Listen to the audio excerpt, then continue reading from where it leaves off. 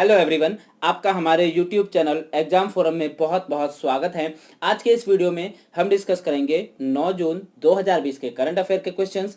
इस वीडियो का जो पीडीएफ है उसे आप डिस्क्रिप्शन बॉक्स में दिए गए लिंक से डायरेक्ट डाउनलोड कर सकते हैं या आप हमारी वेबसाइट saragyan.com पर विजिट करें। वहां करंट अफेयर के सेक्शन में आप 9 जून के करंट अफेयर की प्रैक्टिस भी कर सकते हैं और वहीं से 9 जून के करंट अफेयर का पीडीएफ भी डाउनलोड कर सकते हैं। यदि आपने अभी तक आरआरबी एनटीपीसी टेस्ट सीरीज के लिए हमारी वेबसाइट पर रजिस्ट्रेशन नहीं किया है तो जल्द ही रजिस्ट्रेशन कर लें, क्योंकि शुरू के 10,000 स्टूडेंट्स के लिए यह टेस्ट सीरीज बिल्कुल फ्री है। बस परचेज करते समय आपको कूपन कोड 0 अप्लाई करना है, जिससे जो यह टेस्ट सीरीज है वह बिल्कुल फ्री हो जाएगी। हम जल्द ही group D, bank PO, clerk और एसएससी की भी टेस्ट सीरीज अपलोड करने वाले हैं। बेस्ट व्यू रिजल्ट के लिए टेस्ट सीरीज को लैपटॉप या डेस्कटॉप में ऑन करें। तो आइए शुरू करते हैं अब आज का वीडियो और लेते हैं आज का पहला क्वेश्चन। पहला क्वेश्चन है, हाल ही में किस संगठन ने भुगतान अवसंरचना विकास निधि पीआईडीएफ यानी पेमेंट इंफ्रास्ट्रक्चर डेवलपमेंट फंड बनाया है? तो इसका सही आंसर है ऑप्शन बी,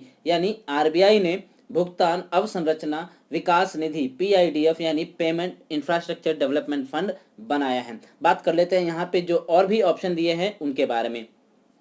यहाँ सिडबी की बात आती है तो सिडबी है स्मॉल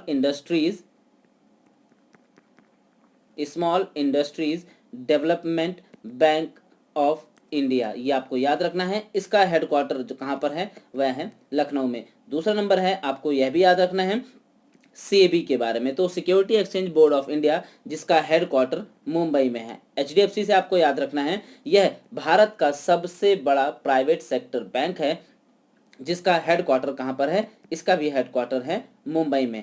अब आगे बढ़ते हैं, बात कर लेते हैं क्वेश्चन के बारे में। तो यह जो पेमेंट इंफ्रास्ट्रक्चर डेवलपमेंट फंड है यह कितने रुपए का है? पहले इसकी बात करें तो यह 500 करोड़ रुपए का फंड बनाया गया है। इसका मुख्य उद्देश्य क्या है इसके बारे में बात करें तो आरबीआई ने ग्राहकों को टायर 3 से टायर 6 केंद्रों और पूर्वोत्तर राज्यों में पॉइंट ऑफ सेल इंफ्रास्ट्रक्चर, जो कि फिजिकल और डिजिटल मोड दोनों में होगा, एक स्थापित करने के लिए, प्रोत्साहित करने के लिए पेमेंट इंफ्रास्ट्रक्चर डेवलपमेंट बनाने की घोषणा की है।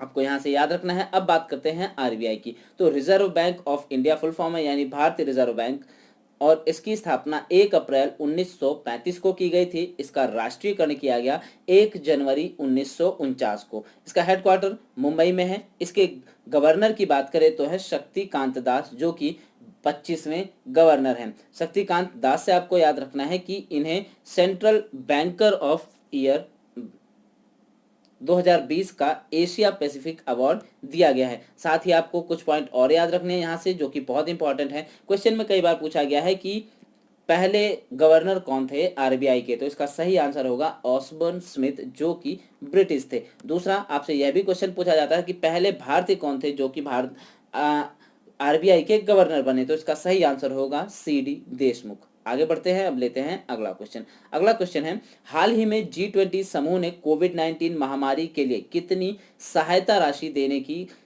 घोषणा की है? तो इसका सही आंसर है ऑप्शन सी, यानी $21 बिलियन G20 समूह ने कोविड-19 महामारी के लिए सहायता राशि देने का ऐलान किया है। हम बात कर लेते हैं पहले G20 समूह की। तो G20 समूह सरकारों और केंद्रीय बैंकों, जिनमें 19 कंट्रीज और यूरोपियन यूनियन है, इसका एक अंतरराष्ट्रीय फोरम है और इसमें विश्व की सभी बड़ी अर्थव्यवस्थाएं शामिल हैं। हम बात कर लेते हैं 19 देशों की। वे कौन कौन से देश हैं? तो Australia, Canada, Saudi Arabia, United state, India, Russia, south Africa, Turkey, Argentina, Brazil, Mexico, France, Germany, Italy, United kingdom, China, Indonesia, Japan और साउथ कोरिया जो हैं 19 कंट्रीज के अंतर्गत आती हैं। अब बात कर लेते हैं G20 शिखर सम्मेलन के बारे में। तो यहाँ पे बात हुई है, तो G20 शिखर सम्मेलन 2020 का आयोजन सऊदी अरेबिया के रियाद में किया गया।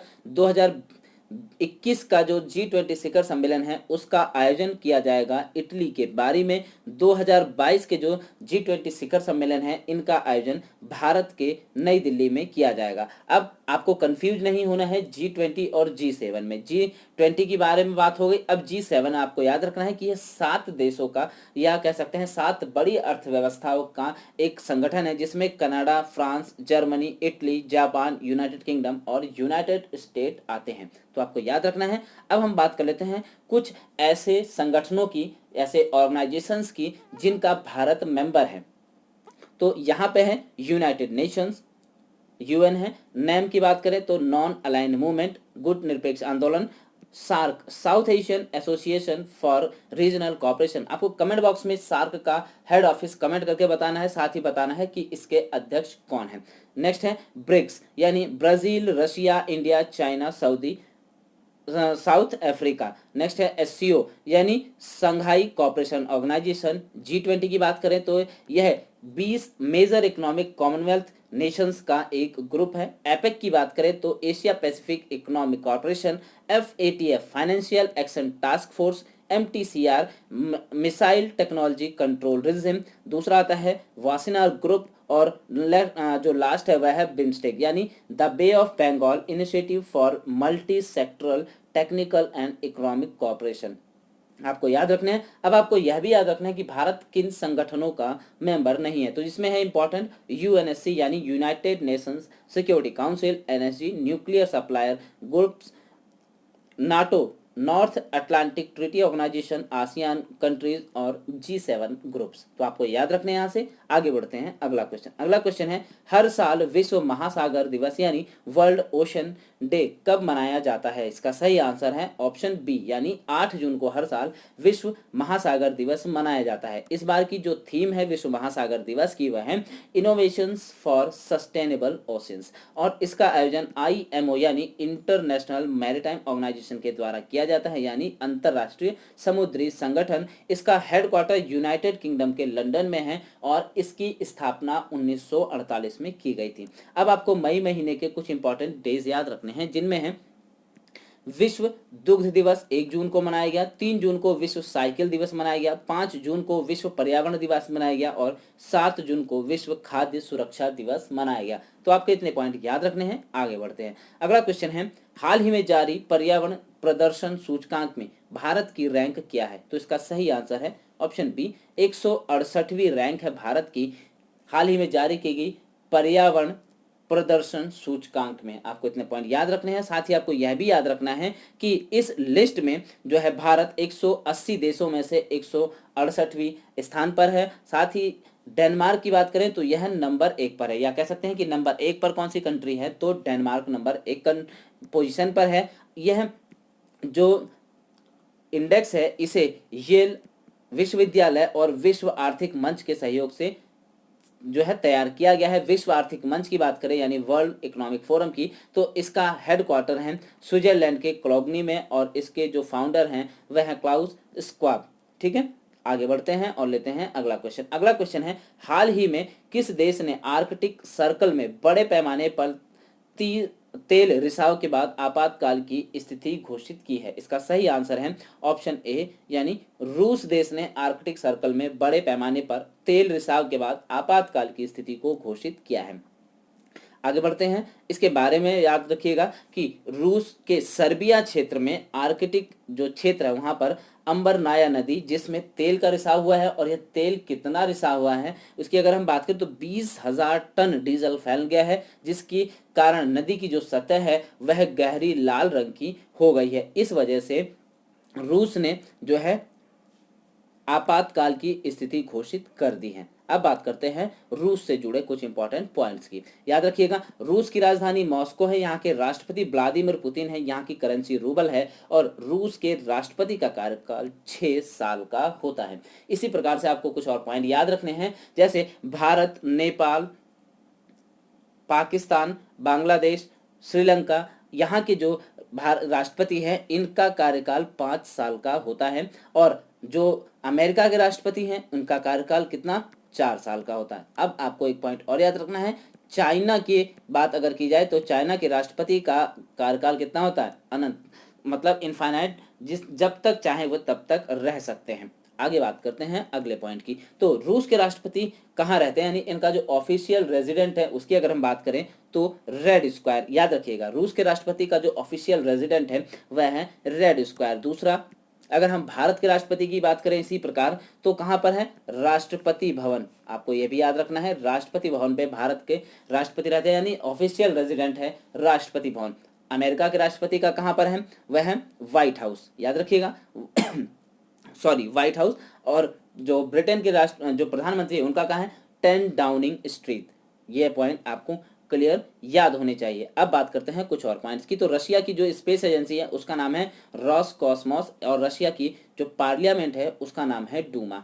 एक पॉइंट और है जो कि बहुत इंपॉर्टेंट यहाँ से बनता है, कई बार क्वेश्चन पूछा गया है कि अंतरिक्ष में जाने वाला व्यक्ति, पहला जो इंसान था वह कौन था? तो इसका सही आंसर है यूरी गागरिन, जो कि रशिया से हैं। और आपको अगर ये आपसे यह पूछा जाए कि चंद्रमा पर पहुंचने वाला पहला व्यक्ति कौन था, तो वह था नील आर्मस्ट्रांग, जो कि अमेरिका से थे। अब आगे बढ़ते हैं। अगला क्वेश्चन है, हाल ही में अभिनेता चिरंजीवी सर्जा का निधन हो गया, वह किस फिल्म उद्योग से जुड़े थे? तो इसका सही आंसर है ऑप्शन सी, वे कन्नड़ से जुड़े हुए थे। अब कन्नड़ है, कन्नड़ क्या है? केरल की कर्नाटक की ऑफिशियल भाषा है कन्नड़, आपको यह याद रखना है। साथ ही आपको कुछ और पॉइंट भी याद रखना है कि अगर बात करें तमिल, तो तमिल कहाँ की ऑफिशियल लैंग्वेज है? यह है तमिलनाडु की। ठीक, ये हो गया। अब कुछ और पॉइंट, अगर यहाँ पे बात की जाए आंध्र प्रदेश और तेलंगाना की, तो उसकी ऑफिशियल लैंग्वेज क्या है? तो उसकी ऑफिशियल लैंग्वेज है तेलुगु। आपको इतने पॉइंट याद रखने हैं। आगे बढ़ते हैं। ये फोटो में है चिरंजीवी सर्जा, जिनका हाल ही में निधन हो गया, और ये कन्नड़ फिल्म जगत से जुड़े हुए थे। ठीक, नेक्स्ट पॉइंट आता है। नेक्स्ट पॉइंट है, ये फोटो में है वेद मारवा, जिनका हाल ही में निधन हो गया। ये दिल्ली पुलिस के पूर्व आयुक्त रह चुके हैं और कई राज्यों के पूर्व राज्यपाल भी रह चुके हैं, जिनमें हैं मणिपुर, मिजोरम और झारखंड के ये राज्यपाल रह चुके हैं। तो इनका भी नाम याद रखिएगा, वेद मारवा, जो कि दिल्ली पुलिस के पूर्व आयुक्त और कई राज्यों के राज्यपाल रह चुके हैं। आगे बढ़ते हैं। अगला क्वेश्चन, अगला क्वेश्चन है, हाल ही में किस आईआईटी ने कोविड-19 के लिए एक कम लागत और आर्टिफिशियल इंटेलिजेंस आधारित परीक्षण किट विकसित किया है? इसका सही आंसर है ऑप्शन ए, आईआईटी हैदराबाद ने कोविड-19 के लिए एक कम लागत और आर्टिफिशियल इंटेलिजेंस आधारित परीक्षण किट को विकसित किया है।